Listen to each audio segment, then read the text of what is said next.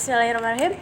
Assalamualaikum warahmatullahi wabarakatuh. Waalaikumsalam warahmatullahi wabarakatuh. Gimana nih kabarnya hari ini? Alhamdulillah sehat. Udah Baik. pada sarapan belum? Sudah. Belum. Oh belum, ada yang belum. Tetap semangat ya. Siap. Oke, sebelumnya kakak mau ngucapin terima kasih karena kalian sudah meluangkan waktunya untuk mengikuti kegiatan hari ini. Nah, sebelum kita lanjut lebih jauh, alangkah lebih baiknya kita berdoa terlebih dahulu ya. Berdoa mulai. Doa selesai.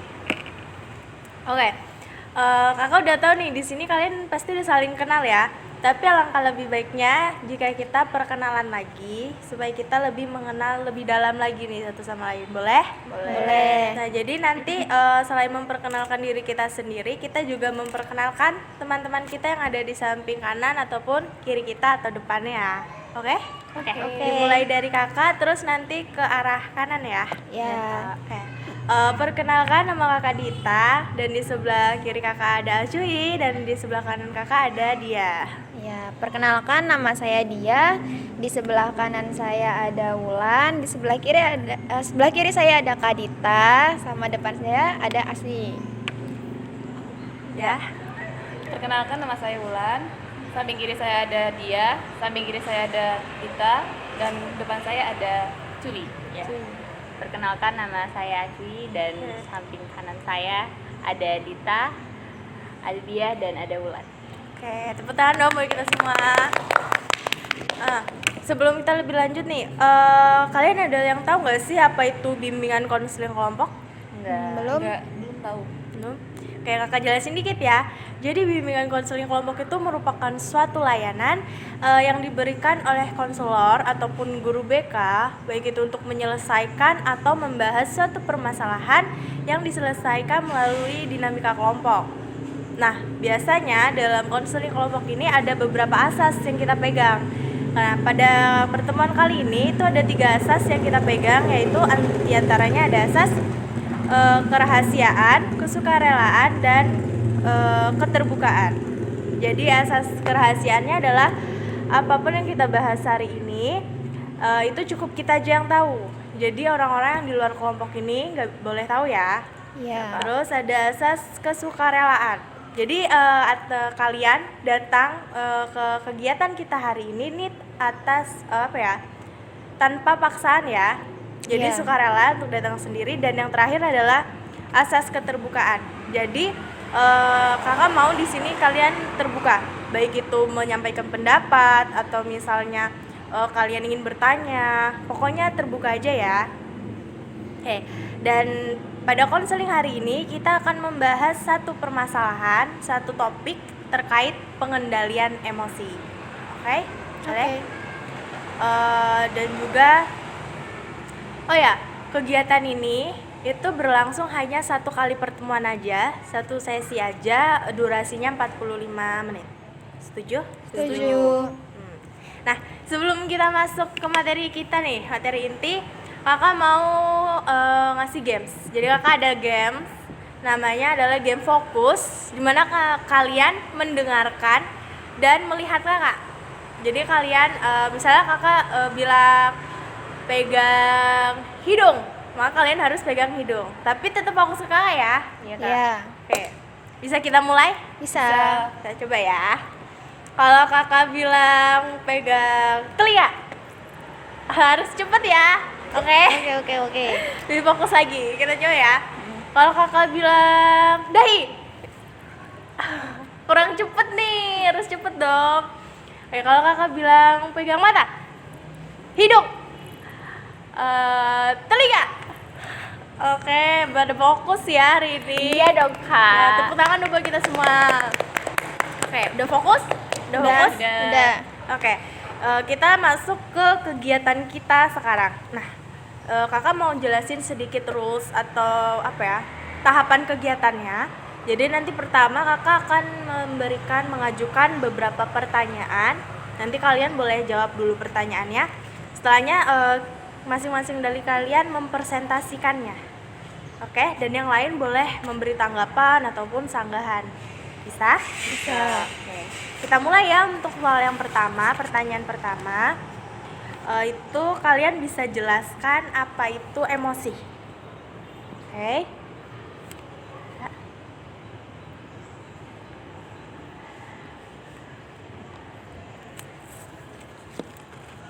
Oke, sudah. Udah. Ini kita sepemahamannya aja ya, sebisanya aja ya. Terus yang berikutnya bisa sebutin apa itu faktor-faktor yang mempengaruhi emosi. Oke.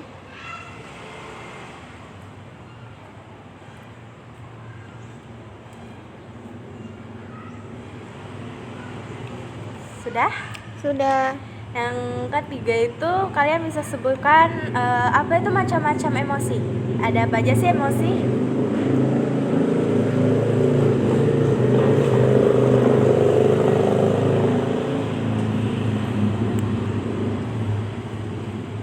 Nah, buat pertanyaan terakhir, kalian bisa nih sebutin gimana sih caranya mengendalikan emosi?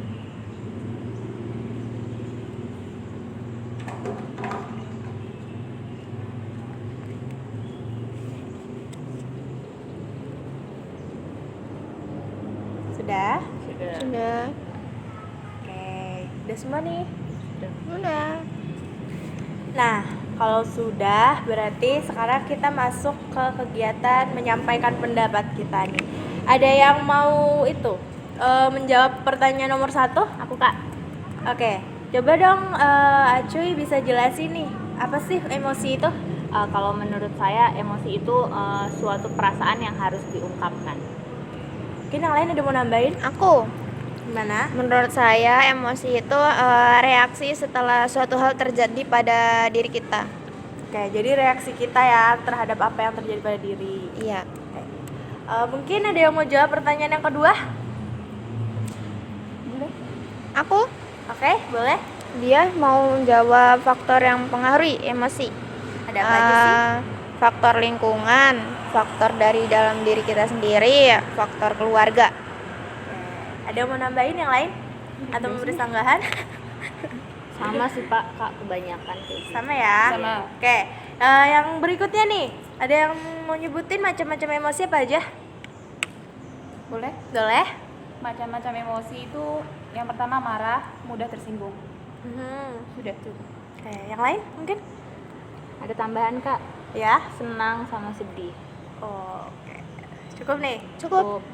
Boleh dong yang terakhir nih, siapa yang mau? Bagaimana sih cara kita mengendalikan emosi? Boleh? Oke, Cara ulang lagi ya. mengendalikan emosi, tenang, zikir, membaca Al-Quran, sholat. Ada tambahan teman-teman? Aku mau jawab. Cara mengendalikan emosi menurut aku ya Kak itu tenang, duduk, berwudu, sholat. Oke, jadi lebih ke mendekatkan diri ya. Iya. Oke. Setelah kegiatan tadi nih, kakak mau ngasih sedikit tambahan materi untuk memperkuat pemahaman kalian, pemahaman kita tentang apa itu pengendalian emosi. Boleh ya? Boleh? Oke. Buka dulu.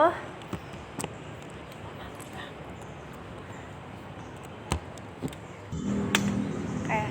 Kita masuk ke materi nih. Jadi yang pertama itu tentang pengertian pengendalian emosi. Jadi ini kan terdiri dari dua kata ya, pengendalian dan emosi. Pengendalian sendiri itu menurut KBBI itu adalah pengekangan atau penahanan. Sedangkan emosi adalah perasaan yang terpengaruh karena adanya reaksi tubuh yang ditangkap oleh indera kita. Oke, jadi kayak yang dia sampaikan tadi ya, kayak tubuh kita itu merespon reaksi tertentu dari emosi yang ditangkap oleh indera. Nah, jadi pengendalian emosi sendiri adalah penahanan terhadap suatu reaksi tubuh yang berlebihan dalam menghadapi suatu situasi tertentu. Oke, teman-teman paham? Nah, selanjutnya kita bahas itu adalah dampak emosi ya? Iya. Oke, dampak emosi sendiri itu sebenarnya ada dua.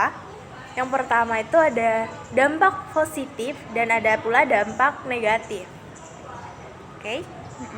Nah, dampak positif emosi itu apa aja sih? Misalnya, itu ada kayak bahagia, senang, dan ceria gitu. emosi positif sendiri itu sebenarnya sebuah evaluasi atau perasaan yang menguntungkan diri kita. Nah, sedangkan emosi negatif itu bisa kayak sedih, menangis, marah, kecewa, ataupun benci. Oke? Dan jelas dong kalau emosi negatif itu akan merugikan diri kita sendiri, ya kan? Nah, selanjutnya faktor apa aja sih yang mempengaruhi emosi pada diri kita? Jadi sebenarnya tuh kalau mau dibilang ada berapa faktor itu ada banyak ya yang bisa mempengaruhi. Nah, ini kakak sebutin beberapa aja, diantaranya adalah keadaan jasmani. Jadi kayak misalnya nih ketika seseorang sedang dalam kondisi sakit gitu, emosinya kan akan berubah-berubah ya, karena dia merasa tidak nyaman dengan diri dia yang sedang sakit gitu. Lalu ada keadaan dasar atau pembawaan seseorang. Lalu ada perubahan hubungan dengan lingkungan sekitar. Dan yang terakhir adanya sifat temperamen. Oke? Nah, selanjutnya ada macam-macam emosi. Sebenarnya emosi itu ada banyak banget macamnya. Kayak yang udah disebutin tadi ya, ada marah, sedih, malu, kecewa, dan lain sebagainya. Dan dari emosi-emosi itu tuh masih juga dibagi lagi ke dalam beberapa hal. Kayak misalnya marah nih, amarah. Itu masih dibagi lagi menjadi kayak benci, marah besar, jengkel, kesal hati, ataupun sebagainya gitu. Kayak kesedihan juga, kesedihan itu ada kayak rasa pedih, sedih, murung, kesepian, itu termasuk kesedihan. Nah, yang terakhir adalah gimana sih caranya kita mengendalikan emosi, ya. Sama kayak yang itu tadi ya, apa sih faktor yang menyebabkan emosi. Jadi kayak cara mengendalikan emosi sendiri itu sebenarnya ada banyak banget caranya. Nah, di sini kakak sebutin beberapa hal. Kayak yang pertama nih, kita membuang jauh-jauh pikiran buruk atau pikiran jahat gitu, pikiran yang enggak positif itu kita buang jauh-jauh. Terus menghindari langsung melakukan reaksi buruk. Jadi kayak ketika kita sedang emosi gitu, kita coba untuk menahan diri kita untuk tidak bereaksi dengan hal-hal yang buruk. Lalu ada pancarkan emosi positif, dan yang terakhir adalah mencoba lebih berlapang dada, lebih ikhlas deh bahasanya, oke? Nah, kayak yang teman-teman sampaikan juga kayak lebih mendekatkan diri sama yang kuasa juga, kayak lebih sabar, beristighfar, itu juga bisa menjadi salah satu cara untuk kita mengendalikan emosi kita, oke? Oke. Nah, mungkin segitu tadi materi yang udah kakak sampaikan. Di ujung kegiatan ini kakak boleh dong salah satu ataupun beberapa dari kalian menyampaikan nih kesimpulan dari kegiatan kita hari ini tentang pengendalian emosi. Ada yang mau beri kesimpulan gitu?